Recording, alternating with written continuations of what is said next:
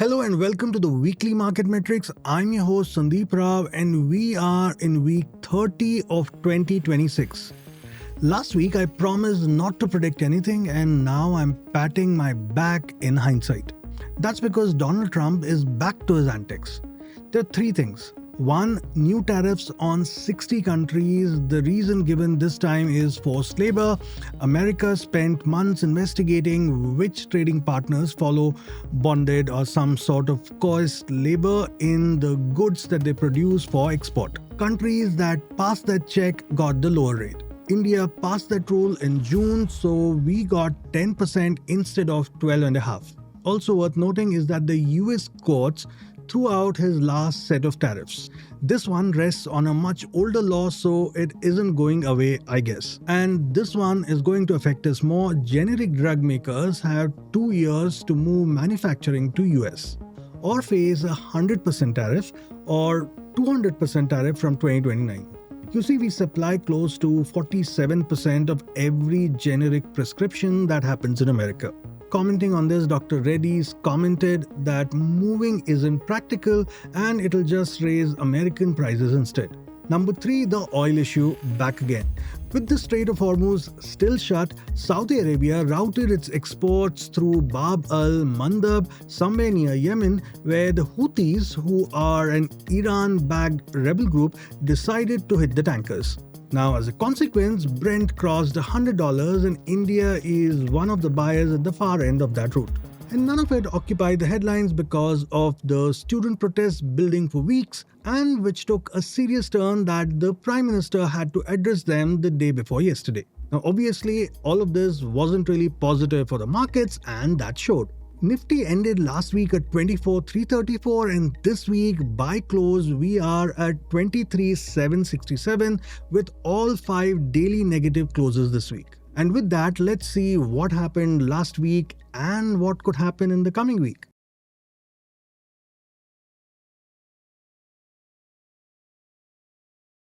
So without further ado, let's get started with the rate of change across indexes. Starting with the headline indexes. It was a red week across the board with all the headline indices ending lower. Nifty 50 declined 2.3% while small cap 250 also fell by a similar margin. Microcap 250 was the relatively resilient one, slipping just 0.5% during the week. Looking beyond the week, the 6-month trend still favors the broader market. Microcap 250 continues to lead with gains of over 21%, followed by small cap 250 at nearly 15%.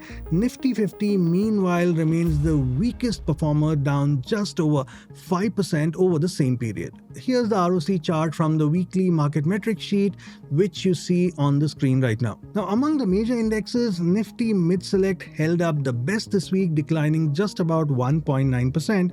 Meanwhile, Nifty Bank was the weakest performer, falling 3.1%.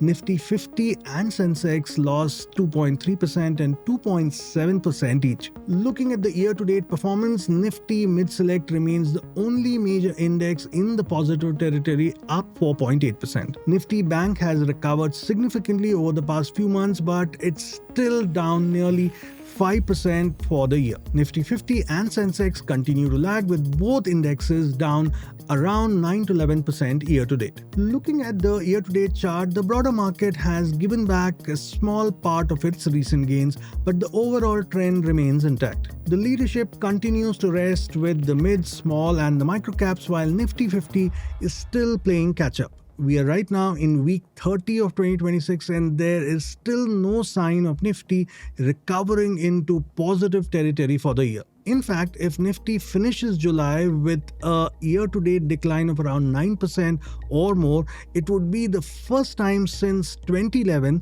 that the index has been down by at least 9% at the end of July. Now let's look at Nifty on different time frames, starting with the weekly. If you look at the weekly chart, it has turned noticeably weaker. Nifty has now slipped below the important 23,800 support zone, a level that had been tested multiple times over the past weeks but had managed to hold up until now. This week, that support finally gave way, with the index even testing the 23,600 levels before closing the week at 23,767. What's interesting is how quickly the sentiment has changed. Just last week, it looked like Nifty was building momentum to move above 24,600 resistance. Instead, within a matter of days, the index has dropped nearly 1,000 points and is back testing 23,600 levels. Going into next week, the 23,800 zone now turns into the first resistance to watch out for. On the downside, 23,600 remains the key support. If that level fails to hold, the next major support comes in at around 23,000 mark. From a moving average perspective, the picture is a bit mixed. Ideally, in a strong uptrend, you would want to see the 10-week SMA on top, followed by the 20-week SMA and the 40-week SMA at the bottom. Strong downtrend, the order is usually reversed, with the 40-week SMA on top, followed by the 20-week and then the 10-week. But that's not what we are seeing right now. After several months of sideways movement, the moving averages have started converging and crossing each other, reflecting the lack of a sustained trend. Nifty is currently trading below the 10-week SMA and around the 20-week SMA, while the 40-week SMA near 24,750 continues to remain the key long-term resistance. Volatility returned this week, with the weekly trading range expanding sharply from 367 points last week to nearly 660 points this week. The week, however, wasn't volatile throughout. Monday and Tuesday were relatively calm, with daily ranges of just about 127 and 130 points each. Friday was the most volatile session, recording an intraday range of 217 points. Interestingly, despite the sharp weekly decline, the 5-day average daily range actually eased from 202 points last week to 173 points this week, and now sits well below the 10-day average of 187 points. Moving on to the daily time frame, well, unlike the weekly chart, the weakness here is quite evident. Nifty started the week with a brief attempt to hold above the 24,200 zone, but the selling pressure intensified in the second half of the week. The index first broke below 24,000, then it breached the support of 23,800, and then by Friday we tested 23,600 zone before closing at 23,767. Interestingly, all 5 trading sessions ended with negative closes, reflecting consistent selling pressure throughout the week. The next level to watch out for is 23,600. If that fails to hold, first the 23,300 and then the psychological 23,000 mark become the next major supports. On the upside, Nifty will first have to reclaim 23,800, followed by the 24,000 zone before the short-term structure can begin to improve. From a moving average perspective, the technical picture has deteriorated further. Nifty has now slipped well below the 21-day, 50-day and 100-day moving averages, all of which are clustered between 23,950 and the 24,150 levels and will now act as an important resistance zone. The 200-day SMA is near 24,800 and that remains well above the current price, making it a distant long-term resistance. For the bulls, the first challenge will be to reclaim the 21-day EMA, followed by the 50-day and the 100-day moving averages. Until that happens, the short-term trend remains bearish. While preparing for this episode, I zoomed out on the daily chart and noticed something interesting. You see, since April 2026, Nifty has essentially been stuck in a range between 23,070 and 24,600, a range of roughly 1,500 points. We've spent close to 73 trading days or 107 calendar days or 15 weeks or 3.5 months inside this range. Okay, enough of this 36 saal, 9 mahine, 8 din kind of statistics. I can bet the Gen Z won't get that reference anyways. Moving on to the hourly time frame, well, the trend remained bearish throughout the week. Nifty stayed well below the 50 EMA for most of the week and every intraday bounce was met with some sort of selling. The index ended the week well below the 50 EMA, reinforcing the short-term bearish trend. Talking about the Nifty weekly expiry, which happened on 21st July, Tuesday, well, the at-the-money straddle opened at around 108 points, while the entire day's range was just about 127 points, the narrowest trading range of the week, much like last Tuesday. That makes it two relatively easy expiries in a row for option sellers, with the entire day's move staying very close to the straddle premium at the open. Two very easy expiries down. Let's see if the monthly expiry makes it 3 in a row. Let me know in the comments as to how your expiry trading went. Moving on to what to expect in the coming week. Well, looking at 23,800 is now the first level to watch for. It acted as support for weeks, but after this week's breakdown, it now becomes a resistance. On the downside, 23,600 remains the immediate support. If that gives way, Nifty could head towards the 23,000 mark. Overall, the short-term bias has turned bearish. The key question for next week is whether the bulls can reclaim 23,800 or if the correction will continue. Looking at the straddle premium to gauge the expected range for the upcoming monthly expiry on Tuesday, 28th of July. So as of Friday's close, Nifty at the mini straddle was trading at around 234 points, implying an expected move about 0.98% from the current levels. Now, if you take that as a reference, then the expected range for the expiry is roughly 23,533 on the downside and 24,000 on the upside. Now, since this is a monthly expiry, it will be interesting to see if the realized volatility finally exceeds the implied volatility, or in simple terms, whether Nifty moves more than the 234 points currently being priced in the market. Moving on to India VIX, well, it has now risen for 3 consecutive weeks. After falling to a low of 11.8 earlier this month, it has climbed back to 14. While that's still well below the panic levels we saw in March and April, it does suggest that traders are starting to price in a bit more uncertainty ahead of the monthly expiry. Moving on to the sectoral performance, well, it was another quiet week with no sector gaining even 1%. FMCG was the best performing sector, up 0.6%, followed by CPSC and auto. Media, which was among the top performers last week, also managed to stay in the top 5, while PSC rounded out the list. Compared to last week, the leadership has certainly shifted. IT, which topped the charts with a gain of close to 4%, is no longer in the top 5, reflecting the broader weakness seen across the market.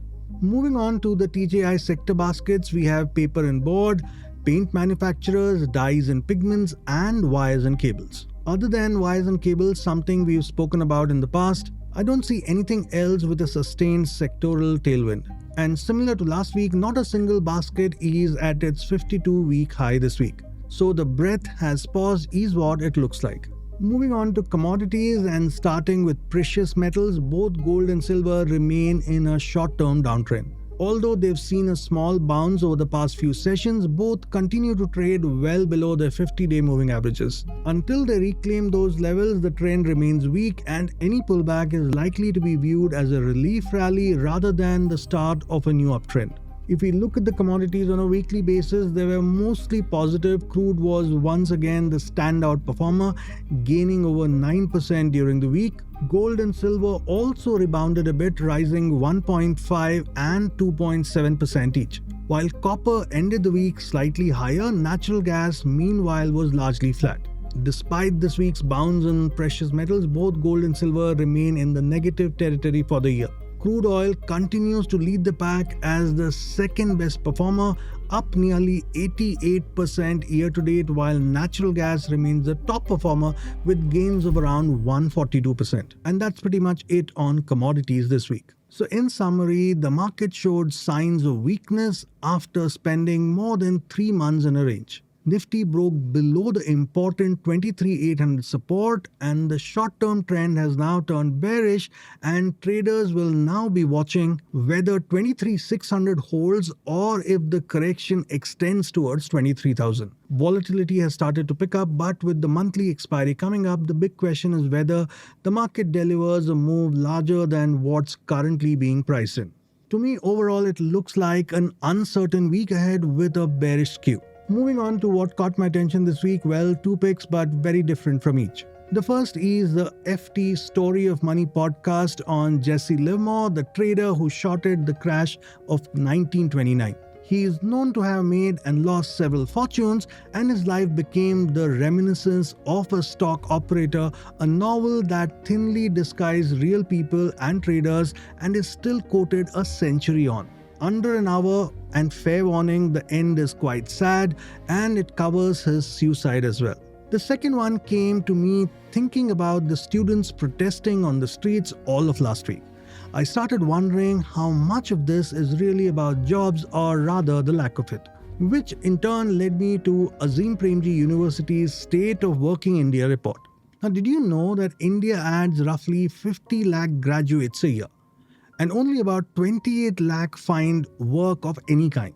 So in other words, 50% of graduates don't find any work in a year. Of that, just 17 lakh find a salary job. Now, this isn't new. Graduate unemployment has been between the range of 35 and 40% since 1983. That's a good 40 years. Something worth thinking about and definitely worth a read. As always, the links are in the show notes. Now over to the events to factor in for the coming week. Tuesday, July 28 marks the monthly expiry for all NSE index derivatives including Nifty, Bank Nifty and Midcap Nifty. Thursday will be the monthly expiry for BSE indexes including Sensex. Also on 29th of July, that is Wednesday night for us, the US Federal Reserve will announce its interest rate decision. While no rate cut is expected as such, but the commentary and guidance could influence global markets and may have some impact on Thursday's Sensex monthly expiry. Other than that, I don't see any major scheduled macro events. But as we've seen over the past few weeks, geopolitical developments can emerge at any point and quickly change the sentiment of the market. So yeah, that's pretty much it for the week. And if you find the series useful, don't forget to subscribe to the channel and yes, do share it with your friends. Until then, stay curious, stay steady and enjoy your weekend.